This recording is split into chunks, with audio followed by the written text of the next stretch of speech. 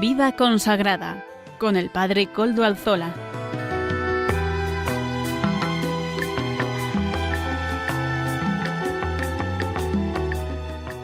Buenas tardes, hermanos, amigos y oyentes. Hoy es jueves y son las 5 de la tarde, una hora menos en las Islas Canarias. Es por tanto la hora de Vida consagrada aquí en Radio María, donde estamos. Les saluda con sumo gusto Padre Koldo Alzola, quien les habla.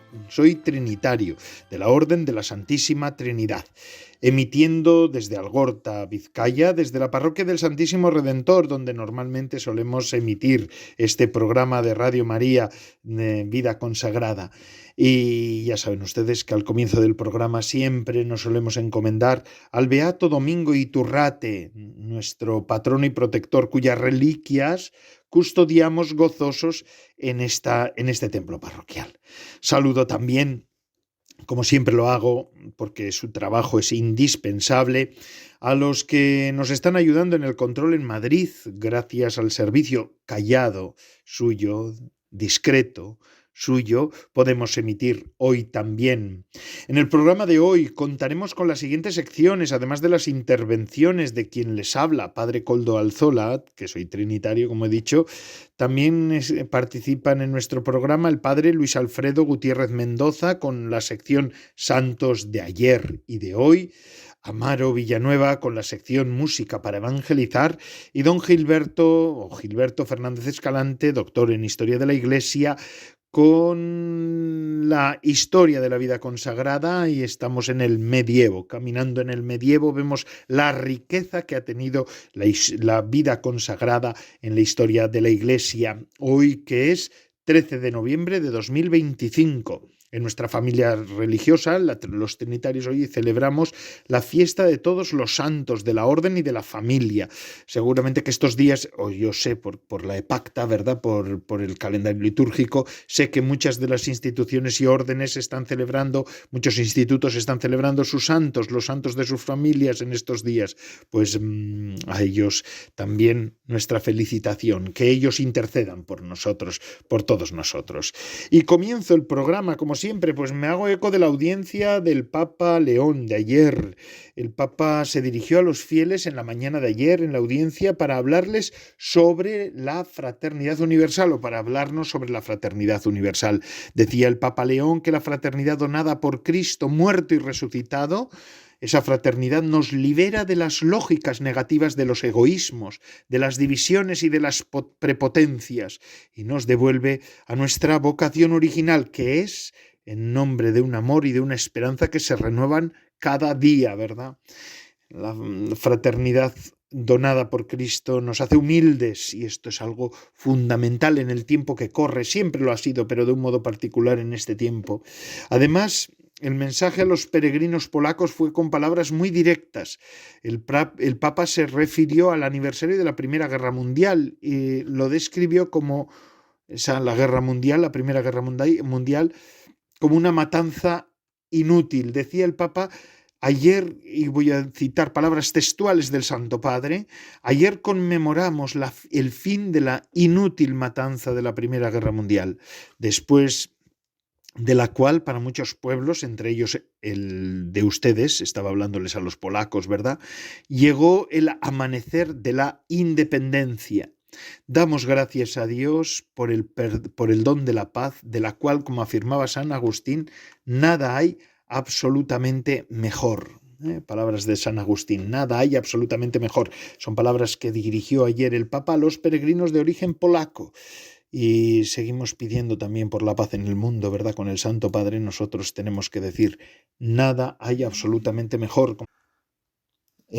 Es una verdadera bendición. La paz es la bendición por antonomasia. Nosotros necesitamos la paz. Soñamos con la paz. Pedimos la paz con el Santo Padre. Así que muchísimas gracias. Al terminar se cantó el Padre Nuestro en latín, y el Papa bendijo a los presentes y en especial a los niños enfermos y a los recién casados. Así que esa fue la audiencia de ayer. También, volviéndonos un poco más a España, En la Confer están abiertas las inscripciones para la primera jornada de formación y espiritualidad de la Confer, de la Conferencia de los Religiosos en España. Los próximos 29 y 30 de este mes, de noviembre, en formato bimodal, como suele ser normalmente en la Confer últimamente, presencial y online, tendrán lugar las primeras jornadas del curso organizadas por el área de formación y espiritualidad de la Confer.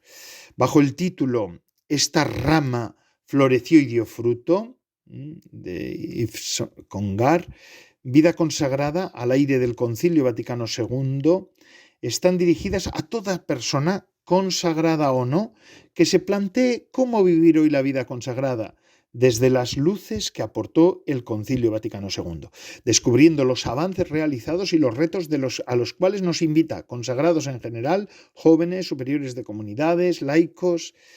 Es una visión, se pretende dar una visión profunda y actualizada de la vida consagrada hoy, con motivo de la solicitud del Papa Francisco, del recordado Papa Francisco, de que la vida consagrada reflexionara en 2025, año jubilar, sobre su presente y futuro, a la luz del reciente aniversario del Concilio Vaticano II, el equipo de reflexión teológica de la Confer, ampliado a otros teólogos, nos ofrece una visión profunda y actualizada de la vida consagrada hoy, a la luz del Concilio Vaticano II. ¿Cómo vivir hoy nuestra vida consagrada? ¿Qué retos, qué avances, qué interrogantes surgen y cómo darles respuesta? El teólogo del concilio, Yves Congar, narraba en una ocasión su sorpresa cuando un rayo cayó sobre un cerezo que tenían ellos en el jardín del claustro de su convento, ¿verdad?, de los dominicos, partiendo casi todas las ramas. Sin embargo, había una rama encorvada que permaneció unida al tronco solo por unos hilos y por su corteza, ¿verdad? Pues bien, esta rama, decía el teólogo Congar, esta rama floreció y dio fruto. Tenemos que trabajar con lo que nos queda. Eso es lo que nos recordaba aquel teólogo dominico, ¿verdad? Con este deseo de renovación y de confianza inamovible en Dios, animamos desde la Confer, nos animan desde la Confer a participar en estas próximas jornadas formativas. En este encuentro participarán José Ramón Busto, jesuita, Ricardo de Luis Carballada, dominico también, Jesús Rojano, salesiano, José Ignacio García, jesuita, Martín Gelabert, dominico, y Nuria Martínez Gayol, de las Esclavas del Sagrado Corazón. Si alguien desea participar de manera presencial, pues tiene que dirigirse a las religiosas de María Inmaculada, situadas en la calle Fuencarral 97 de Madrid. Y quien no puede participar de manera presencial también tendrá oportunidad de seguir las jornadas online, ¿verdad? El formulario y la manera de inscribirse están en la página web de la Confer España. Así pues, la inscripción, las primeras jornadas de formación y espiritualidad de la Confer, esta rama floreció y dio fruto. Vida consagrada al aire del Concilio Vaticano II. Estas las jornadas, ahí las tenéis, si alguien las desea, pues puede participar en ellas. Y vamos a seguir con otros contenidos del programa de Vida Consagrada en el que estamos, pero antes vamos a hacer una pequeña pausa para Radio María nos quiere decir algo. Vamos a escuchar qué nos dice Radio María. La vida humana es una cuestión abierta, un proyecto incompleto que se puede realizar o se puede frustrar. La pregunta fundamental de todo hombre es: ¿cómo se aprende el arte de vivir? ¿Cómo se realiza el llegar a ser hombre en plenitud? Jesucristo nos dio la respuesta a estas preguntas, nos enseñó el camino de la felicidad para esta vida y de la salvación eterna más allá de la muerte. Por su parte, nuestra Madre María nos dice a todos: haced lo que mi Hijo, el único Salvador del hombre, os diga. Ayúdanos a llevar este anuncio de la salvación a través de las ondas al mundo entero. Colabora con tu oración, voluntariado y donativos con la radio evangelizadora. Puedes informarte de cómo hacerlo llamando al 91 822 8010 o a través de nuestra página web radiomaria.es.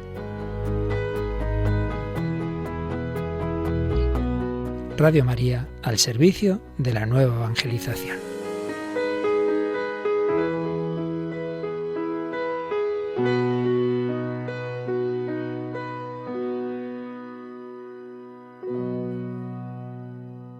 Gracias, Radio María, por estar ahí, ¿verdad? Y por ofrecernos este medio de evangelización que es la Radio de la Virgen. Muchísimas gracias. Miren, hace unas semanas hablaba yo de una película que se ha estrenado en España el 24 de octubre pasado, que se titula Los Domingos, que habla de la vocación, de la experiencia vocacional de una chica que quiere ser monja y al final, bueno, no voy a hacer spoiler de la película, no voy a decir cómo acaba la película, pero vamos, pues ahí la dejo. Nos plantea la cuestión de la vocación. Yo hablé en la radio sobre esa película porque algunas de las escenas, varias escenas de esa película fueron grabadas aquí en la parroquia del Santísimo Redentor, desde donde estamos emitiendo, desde donde yo emito este programa de Radio María, ¿verdad? Que es el programa de vida consagrada. Y si alguna cosa dejó esta película también, nos hace reflexionar esta película, iba a decir que dejó en la palestra o nos hace entender, esta película es la necesidad de el discernimiento vocacional. Esto es importantísimo, a mi modo de entender, y así lo ha entendido siempre la Iglesia. El discernimiento vocacional es algo fundamental en la vida de los creyentes y de un modo particular, pues en la vida de las personas que están en un discernimiento o de una decisión de este calado, ¿verdad? Que es la vida consagrada. Para eso, en la película también se trata, de alguna manera, se habla del acompañamiento vocacional o el acompañamiento espiritual.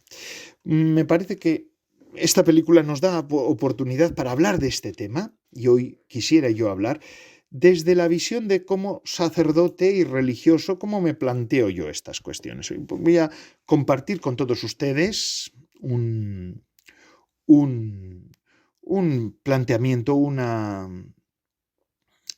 reflexión sobre lo que es la dirección espiritual y lo que es el sacramento de la penitencia, que también es importante que se celebre en nuestras parroquias y en nuestras iglesias, ¿no? El Papa Benedicto XVI ya en el 2010 escribía, ¿verdad? Es necesario volver al confesonario como lugar en el que celebrar el sacramento de la reconciliación, pero también como lugar en el que habitar más a menudo, para que los fieles encuentren misericordia y consejo y consuelo, se sientan amados y comprendidos por Dios y experimenten la presencia de la misericordia divina junto a la presencia real de la Eucaristía. El cardenal Mauro Piacenza, entonces en aquel momento prefecto de la Congregación para el Clero, en el subsidio para confesores y directores espirituales, afirmaba: junto a la celebración cotidiana de la Eucaristía, la disponibilidad para oír confesiones sacramentales, para acoger a los penitentes y donde sea necesario, para ofrecer acompañamiento espiritual, son la medida real de la caridad pastoral del sacerdote. Y especialmente cuando se trata de un sacerdote religioso, digo yo, esto es una postilla mía. Y con ella testimonian la asunción gozosa y cierta de la propia identidad redefinida por el sacramento del orden y nunca reducible a mera función. El sacerdote es ministro, es decir, servidor, y al mismo tiempo prudente administrador de la misericordia divina. Al sacerdote se le confía grave responsabilidad de perdonar o retener los pecados. Por medio de él, los fieles pueden vivir en el hoy de la Iglesia por la fuerza del Espíritu, que es Señor y da la vida, la gozosa experiencia del Hijo pródigo, que habiendo vuelto a casa de su Padre por vil interés y como esclavo, es acogido y reconstituido en su propia dignidad filial. Decía el cardenal Mauro Piacenza, ¿verdad? Sin embargo, yo diría, antes de la celebración del sacramento de la reconciliación con el pueblo de Dios, todos los sacerdotes debemos ser conscientes y estar dispuestos a perder el miedo para iniciar un camino personal de auténtica conversión hacia la santidad. En este momento en el que, en mi opinión, hemos olvidado o al menos descuidado la celebración de este sacramento de la penitencia, vale la pena plantearse una pregunta que el cardenal Carlo Maria Martini, ¿verdad?, el famoso cardenal de Milán, se hacía a menudo. Decía el cardenal: nuestro ministerio nos santifica de hecho, y subrayo, de facto. Nos hace realmente, no solo teóricamente, doctrinalmente, hombres espirituales que viven según el Evangelio, el Espíritu. Nuestro ministerio nos hace verdaderamente cristianos, es decir, hombres de fe, decía hablándonos a los sacerdotes, ¿verdad? Puede suceder que un sacerdote o un obispo, decía el cardenal Martini, se encuentre en una situación muy difícil en la que deba necesariamente apretar los dientes, aguantar, resistir. En este caso, podemos decir: me santifico a pesar del ministerio, que es una fuente de paciencia y de resistencia. Esto puede suceder también en ocasiones particulares del ministerio. Por ejemplo, si celebro la misa cuando estoy muy cansado, casi agotado, y parece que si sigo adelante a fuerza de inercia, de modo que tengo que hacer un esfuerzo total para estar atento a lo que digo, pero no se trata de eso, buscamos otra cosa. Queremos reflexionar sobre cómo somos alimentados y edificados ordinariamente por nuestro ministerio, y a causa de él, por razón, por gracia del ministerio. Estas son palabras del cardenal Martini.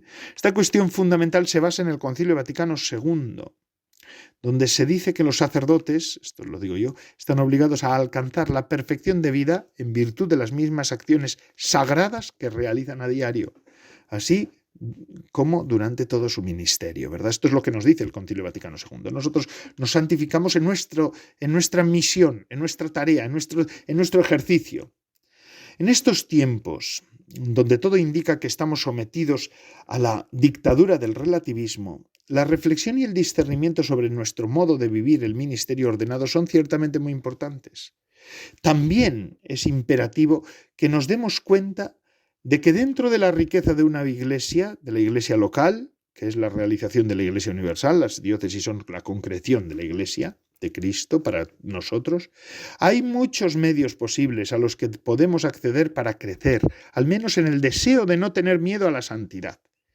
Esta inmensa riqueza espiritual pertenece a la Iglesia universal y por tanto a todas las iglesias locales, asumiendo las diferentes fuentes espirituales, los diferentes carismas eclesiales, las órdenes, nuestros carismas religiosos, ¿verdad? Y la particular manera de ser de cada uno de nosotros, los sacerdotes, queda la cuestión de cómo estas fuentes convergen de tal manera que el ministerio en la práctica sea, como tal, santificante para mí, sea fuente de purificación interior, de gracia, de luz, de crecimiento y de profunda consolación interior.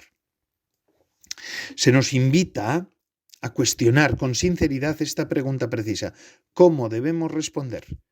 La confesión y la dirección espiritual son, sin duda, un camino siempre partiendo de la base de que, en todo tiempo y nación, todo el que le teme y obra la justicia es aceptado por Dios.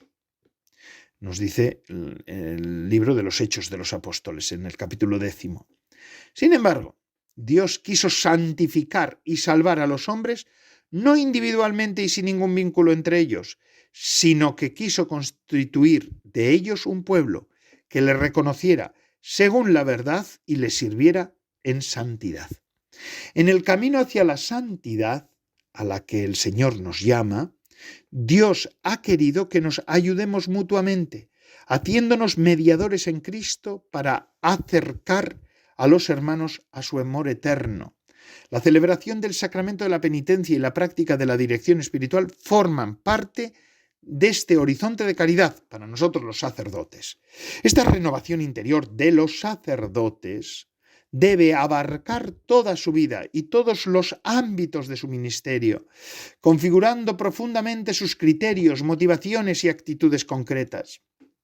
La situación actual reclama testimonio y exige que la identidad sacerdotal sea vivida con alegría y esperanza. El ministerio del sacramento de la reconciliación, estrechamente vinculado a la orientación espiritual o dirección espiritual, tiende a recuperar tanto en el ministro como en los fieles, el camino espiritual y apostólico, como retorno pascual al corazón del Padre y como fidelidad a su designio de amor y a todo el hombre y a todos los hombres, ¿verdad? Como dice el texto del concilio.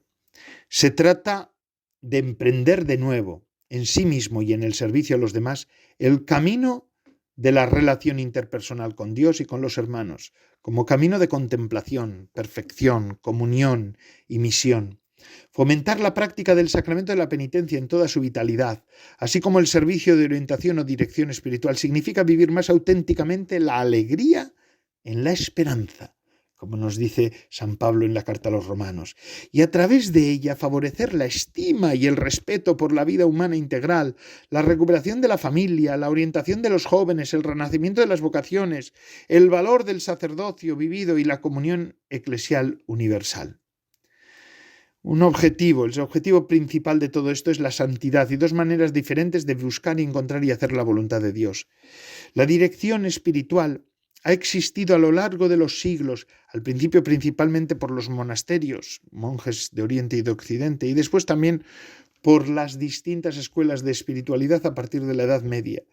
Desde los siglos XVI-XVII, la aplicación de la dirección espiritual a la vida cristiana se ha hecho más frecuente, como se puede ver en los escritos de Santa Teresa de Jesús, San Juan de la Cruz, San Ignacio de Loyola, San Juan de Ávila, San Francisco de Sales, San Alfonso María de Ligorio, Pedro de la Verulé. En la Iglesia de hoy, la dirección espiritual forma parte de los medios que conducen al cristiano hacia un camino de perfección y se realiza en la Iglesia a través de los consejos ofrecidos por una persona, el director espiritual, a la persona dirigida. Por tanto, la ayuda que se pide y se ofrece en la dirección tiene, por tanto, una finalidad muy precisa: vivir la experiencia de fe, es decir, traducir la fe en vida y, por tanto, crecer en la vida cristiana. Hoy yo creo que es verdaderamente importante, incluso necesario, descubrir el valor de la dirección o del acompañamiento espiritual, como se llama en algunos medios, ¿verdad?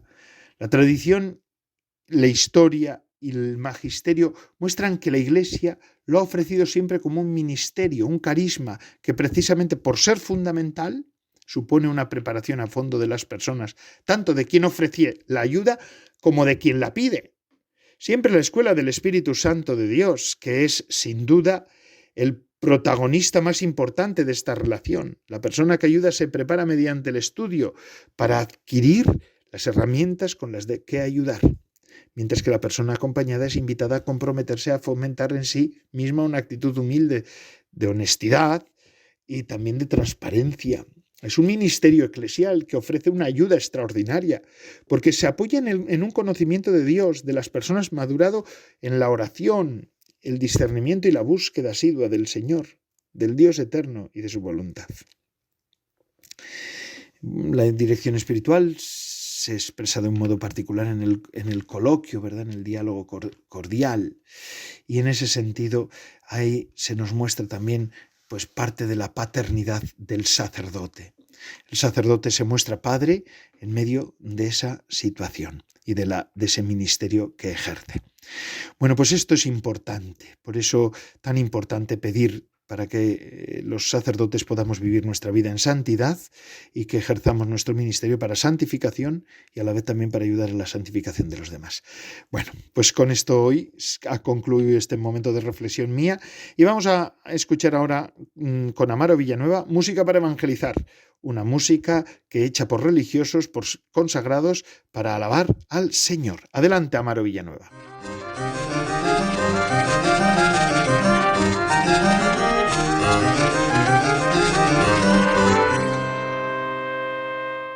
Buenas tardes, Padre Coldo, y buenas tardes a todos los oyentes de Radio María.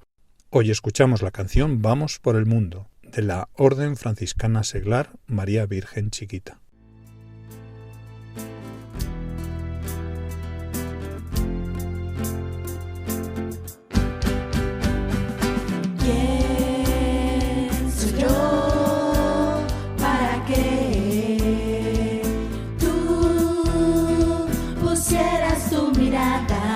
Se clavó tan hondo aquí dentro del pecho. pecho donde habitas. Ven a reparar mi iglesia y no dudes y no temas, soy yo. El que grabó un mensaje muy dentro de tu pecho donde habito. Que te entregues con amor, Totalmente con amor, como aquel que se entregó por ti. Por eso vamos por el mundo, amando totalmente, sirviendo entre la gente como se nos enseñó. Ejemplo de Francisco, también de Santa Clara, laicos de este mundo como tú, como yo, que hoy vamos por el mundo, amando totalmente, sirviendo entre la gente como se nos enseñó, como aquel que se entregó por mí. Y después de escuchar a Amaro Villanueva y a Música para Evangelizar, a escuchar esta canción que han valido también para hacer un poquito de pausa dentro del programa, vamos a seguir con nuestro programa, ¿verdad? Y ahora sí, vamos de la mano de el padre Luis Alfredo Gutiérrez Mendoza, vamos a escuchar esto de los santos de ayer y de hoy. Adelante, padre Luis Alfredo Gutiérrez Mendoza. Muy buenas tardes, querido Padre Coldo y comunidad radioyente de esta su emisora Radio María. Les saluda con gran cariño y afecto su amigo y hermano en la fe, el Padre Alfredo Gutiérrez, de la Orden de la Santísima Trinidad y de los Cautivos, en este jueves 13 de noviembre del año en curso. Bien, mis queridos hermanos, quiero darles un saludo muy especial en este día, en donde les invito a que juntos vivamos este espacio de reflexión y de fe, que nos ayudan a conocer y amar más a nuestra Iglesia y a los santos que la componen y que se nos proponen como verdaderos modelos a seguir. En un mundo marcado por la tecnología, por los influencers, y por tantos a quienes llamamos modelos, es necesario volcar nuestra mirada a estos hombres y mujeres que la Iglesia nos propone, verdaderos modelos de fe y de santidad. Hoy vamos a acercarnos, mis queridos hermanos, a uno de los santos más queridos y significativos para la civilización cristiana europea, que celebrábamos su memoria hace unos días atrás. San Martín de Tours. Memoria que celebrábamos el pasado martes, 11 de noviembre. Un hombre cuyo nombre ha dejado huella en iglesias, monasterios, caminos de peregrinación, y sobre todo en el corazón de Europa. En su vida aparecen la conversión, la compasión y la fidelidad a Cristo.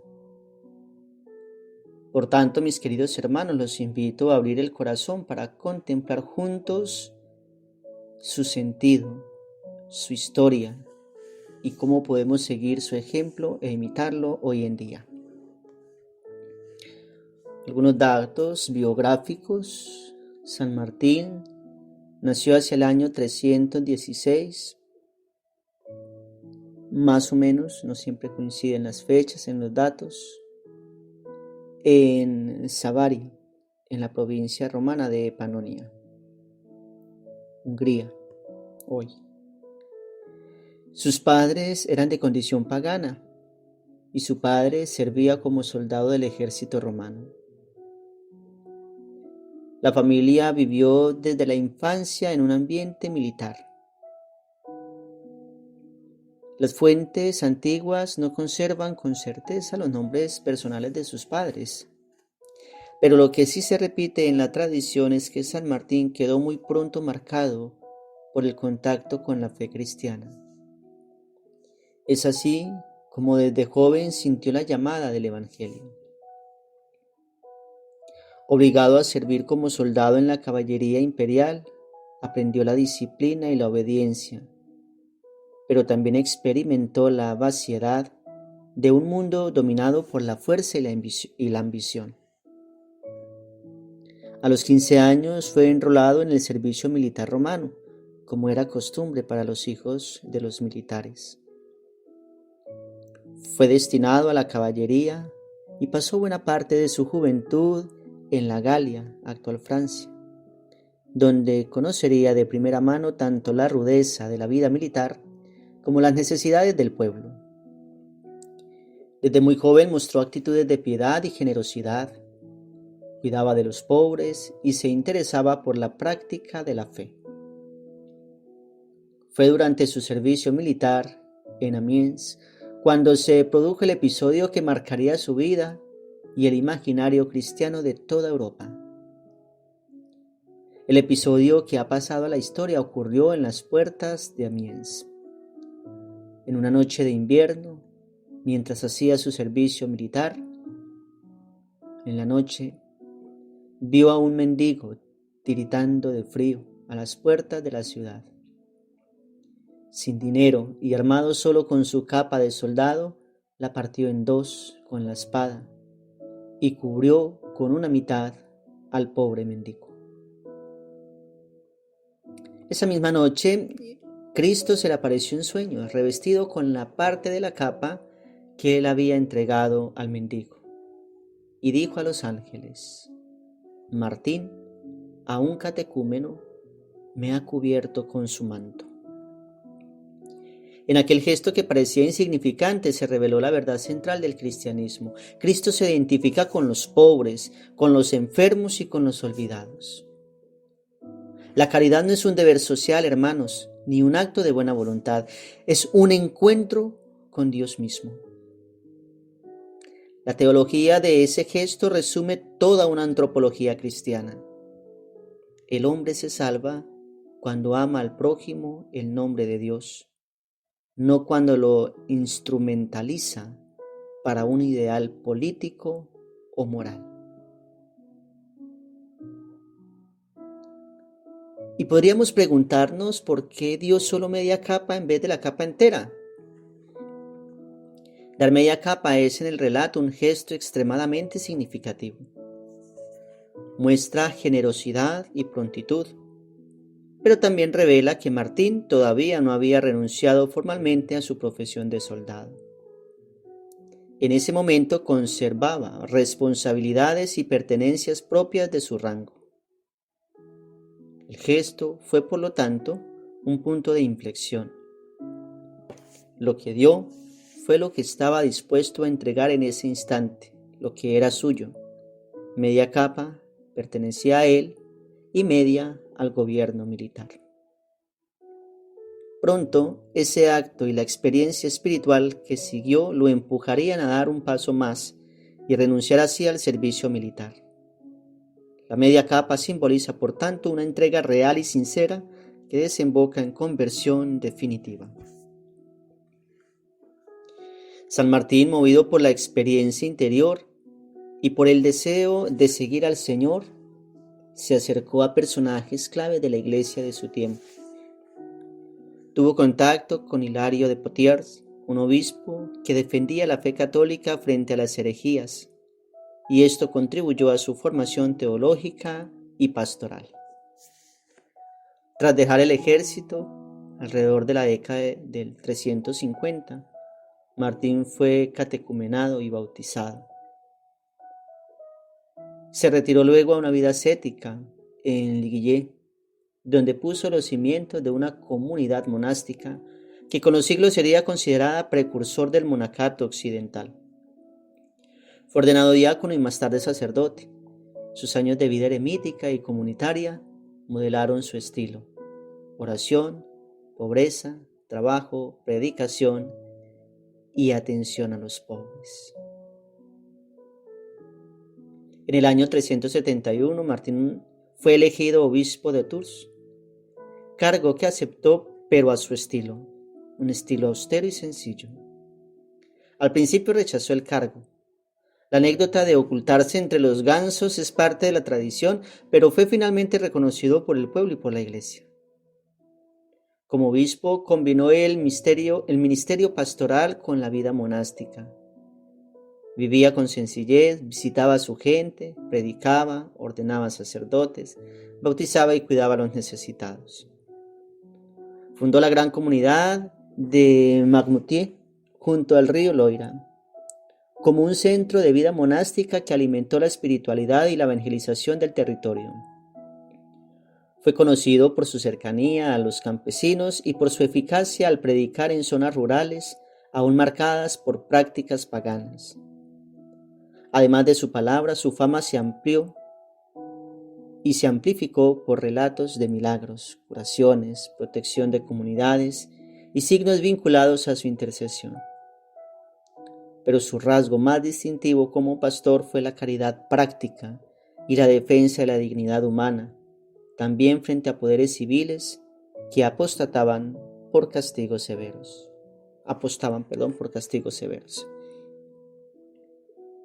Entre sus iniciativas más duraderas están las fundaciones monásticas de Liguillet, una de las primeras comunidades monásticas del occidente europeo, y Marmoutier, en las cercanías de Tours. Estos centros fueron semilla para la expansión del monacato en la Galia y con el tiempo para la conservación y transmisión de la fe, la cultura y el servicio social en Europa. El modelo de Martín, obispo, que no renuncia a la vida de oración, que vive austeramente y que está entre la gente, influyó decisivamente en la configuración de la Iglesia occidental en los siglos siguientes. Las fuentes más antiguas no registran con detalle campañas o batallas concretas en las que Martín participó como operador militar. Lo que se sabe con mayor fiabilidad es que sirvió en la caballería romana en la Galia y que cuando su conciencia cristiana maduró, pues renunció a esta vida militar para acoger a Cristo. El impacto de su paso por lo militar no fue tanto la fama guerrera como la experiencia del compromiso con la vida humana y la toma de conciencia que le llevó a dejar las armas. La tumba de San Martín en Tours se convirtió pronto en lugar de peregrinación. Su sepultura y los santuarios asociados dinamizaron la vida cristiana en la Edad Media. Más peregrinos, más monasterios, nuevas iglesias dedicadas a su nombre. Hoy su huella se reconoce en miles de parroquias, capillas y monumentos por toda Europa. La denominada Ruta de San Martín o Vía Sancti Martini, reconocida como ruta cultural por instancias europeas, conecta lugares desde Hungría hasta Tours, Francia, atravesando países como Italia, Alemania, Austria y España. Es por tanto expresión de la importancia de su memoria en el continente. Y podríamos preguntarnos, pues, ¿por qué es tan importante San Martín en Europa? Pues porque es un pilar de la civilización cristiana europea por varias razones. Su testimonio personal de caridad convirtió la práctica de ayudar al prójimo en un ideal social y religioso. Las comunidades monásticas que fundó y el impulso evangelizador en zonas rurales contribuyeron a la cristianización del continente. Y su figura ayudó a establecer normas de hospitalidad, atención al pobre y sentido de comunidad que rigieron la vida social y espiritual en los siglos posteriores. Su fiesta se celebra el 11 de noviembre, que recuerda su memoria. Quedó ligada a las celebraciones populares. Marcaba el fin de la cosecha y el comienzo de la preparación hacia el Adviento, uniendo así el calendario civil y el litúrgico. San Martín fue reconocido santo en la época antigua, en lo que se denomina periodo precongregacional. No existe un proceso de canonización moderno documentado como los que la Iglesia realiza hoy en día. Su reconocimiento proviene de la veneración popular temprana y de la autoridad eclesiástica antigua. Por eso se le considera el primero de los santos de la Iglesia occidental y el primero de los santos canonizados no por martirio. La caridad de San Martín no fue solo filantropía, hermanos. Fue un acto transformador nacido de la fe. No se trata únicamente de dar algo material, sino de ponerse en el lugar del otro y de reconocer su rostro como el de Cristo. Esto distingue la caridad cristiana de una ayuda meramente utilitaria o mediática. Y podríamos decirnos cómo vivir estas prácticas hoy con un compromiso cercano. No resolver todo a distancia, conocer a las personas y escuchar sus historias. Con generosidad cotidiana, pequeños gestos constantes que pueden transformar vidas. La donación no es ocasional, es un estilo de vida. Con firmeza en la ternura. Defender la verdad del Evangelio con caridad, no con agresividad ni complacencia con el error. Y con una conversión personal, revisar nuestras armaduras, orgullo, indiferencia, consumo, para vivir de una manera más sencillos. Que San Martín de Tours, mis queridos hermanos, nos acompañen hoy y siempre, y la intercesión de la Santísima Virgen María nos bendiga en el nombre del Padre, del Hijo y del Espíritu Santo. Amén. Y la última sección del programa corre a cargo de Gilberto Fernández Escalante, nuestro colaborador, laico también, doctor en historia, que nos va adentrando en la apasionante historia de la vida consagrada en la Edad Media. Poco a poco hemos ido recorriendo desde la antigüedad hasta la Edad Media, y ahí se ve también la profundidad, la hermosura de este camino que no ha sido siempre fácil, que ha sido siempre camino de discernimiento. Gracias, don Gilberto Fernández Escalante, por ofrecernos este espacio semanalmente. Adelante. Un saludo afectuoso a todos los oyentes de Vida Consagrada. Hoy iniciamos un nuevo ciclo dedicado a las órdenes mendicantes. Hemos tratado ya el caso de los trinitarios, de los franciscanos, estas familias religiosas, y hoy vamos a comenzar con la del Carmelo, por supuesto en la Edad Media. Nuestro propósito, como ya saben, siempre es combinar rigor histórico con sensibilidad espiritual, ¿no? Para intentar así vislumbrar cuál es el carisma o comprender mejor el carisma de cada familia religiosa. Bueno, hoy nos vamos a acercar al silencio de una montaña, ¿no? El Monte Carmelo, situado en Tierra Santa, donde los orígenes carmelitanos se hunden en la escritura y en la experiencia eremítica. Hay que decir y precisar que el Carmelo no nace como una orden mendicante ni como un instituto apostólico, sino como una comunidad de eremitas latinos, llegados a Tierra Santa después de la Primera Cruzada, deseosos de vivir en obsequio de Jesucristo, in obsequio Jesucristi. Es decir, en obediencia amorosa a Cristo, en soledad, fraternidad sencilla y oración constante. Bueno, ¿y cuál es el origen del Carmelo? ¿O dónde están sus raíces? Bueno, ellos toman como figura originaria al profeta Elías, no en un sentido fundacional jurídico, sino espiritual y simbólico. Es precisamente este primer gran profeta el que encarna el celo por Dios, la fidelidad en tiempos hostiles y la experiencia de la revelación en el silencio. Dice el primer libro de los Reyes, capítulo 19, versículo 12, y tras el fuego el murmullo de un silencio tenue. Precisamente, ¿no? El Carmelo se identifica con esta revelación silenciosa, ¿no? Como sintetiza Boaga. Elías no funda una orden, pero ofrece un paradigma de escucha y de fuego interior que la tradición carmelitana hará suyo. Y es que los padres ya lo intuían, ¿no? Los padres de la Iglesia. San Jerónimo llamó a Elías antistes eremitarum, o sea, prelado de los eremitas.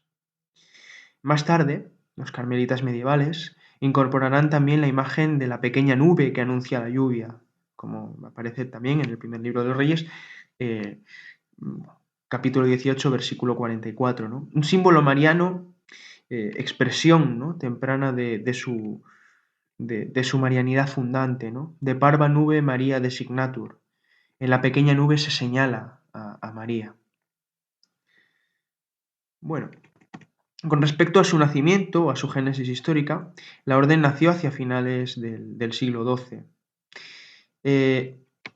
Digamos, ya empezó a tomar cuerpo, ¿no? Ya hemos dicho que la reclusión o el asentamiento en el monte es anterior, pero estos grupos a finales del siglo XII laicos y clérigos occidentales que ya se habían establecido en el Carmelo, cerca de la fuente de Elías y de la ciudad de Acre, pues comenzaron a crecer y tener ansias de organizarse.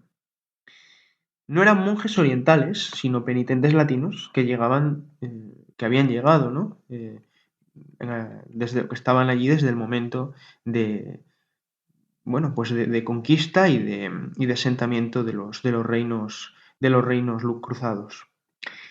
Alan Jotiski, uno de los principales especialistas, describe el fenómeno así: los carmelitas surgieron como parte de un movimiento penitencial latino en Tierra Santa, caracterizado por la vida en eremitorios y la lectura constante de las Escrituras. Estos eremitas vivían en celdas excavadas en la roca o construidas precariamente, con una pequeña capilla en el centro para celebrar la Eucaristía.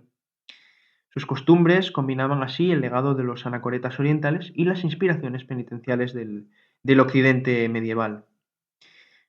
Weisman lo expresa de un modo bastante claro, ¿no? Dice: el Carmelo no nace como un espacio espiritual, nace como un espacio espiritual antes que institucional, ¿no? Una forma de morar ante Dios. Y con respecto a la regla y a su fundador, San Alberto, los eremitas solicitaron una forma de vida reconocida, ¿no? A comienzos del siglo XIII. El patriarca latino de Jerusalén, San Alberto Avogadro, les dio una breve regla, ¿no? Entre 1209 y 1214.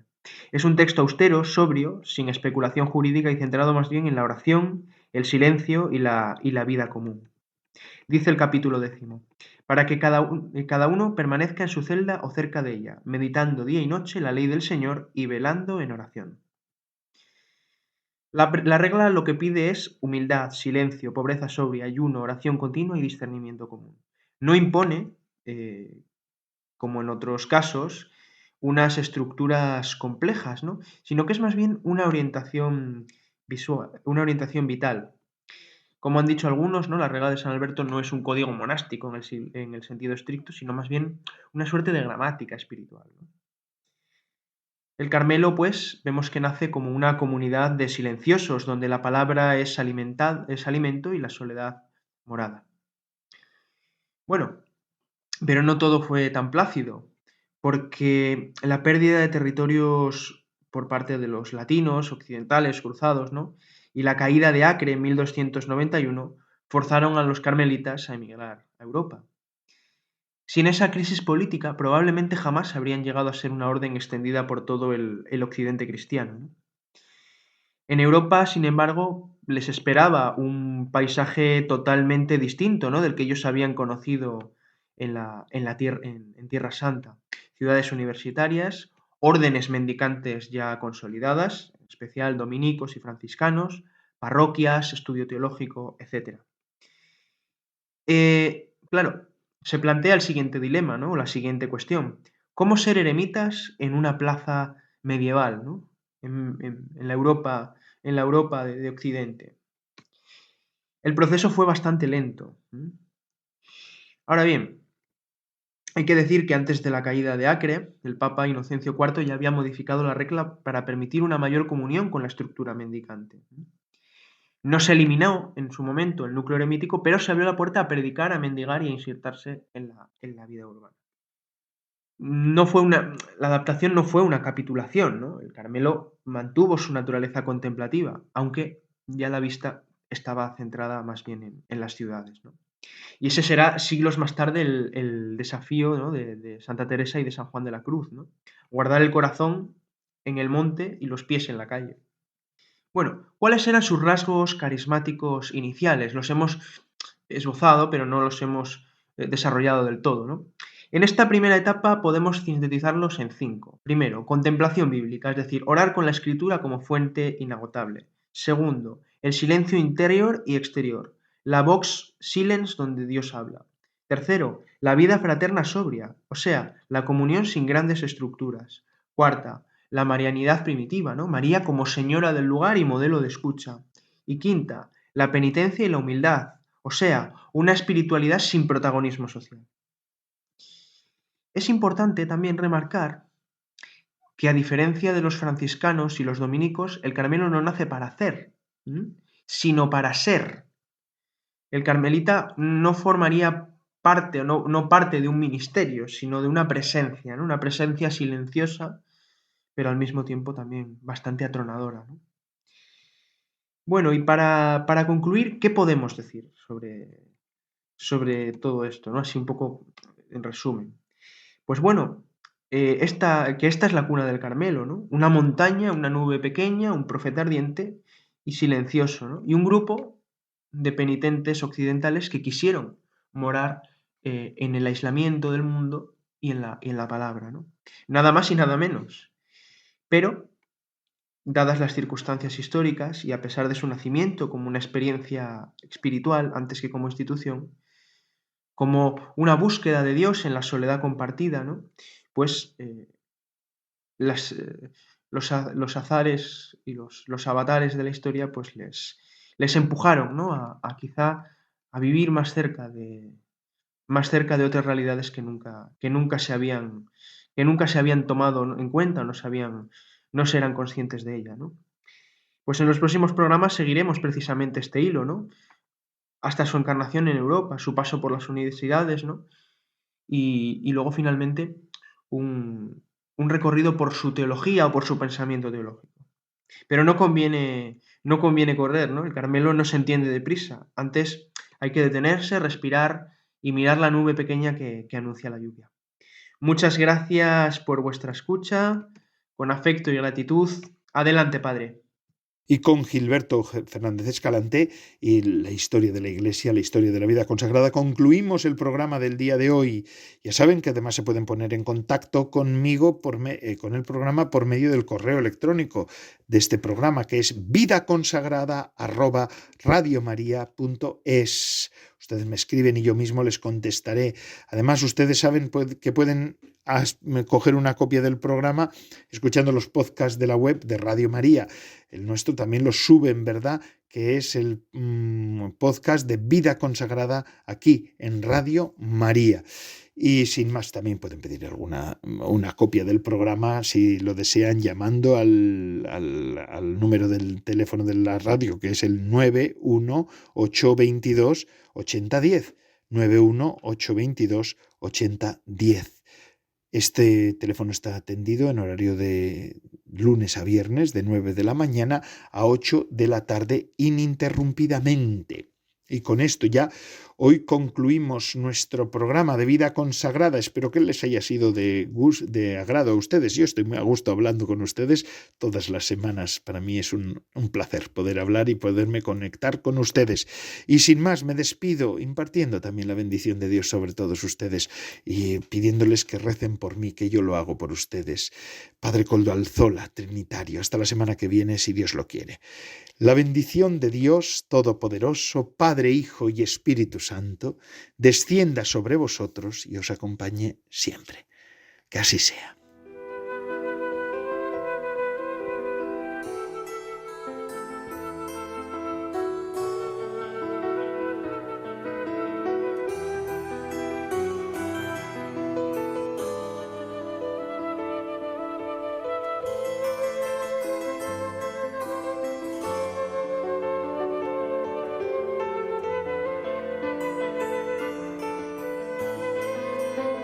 Vida Consagrada con el Padre Koldo Alzola.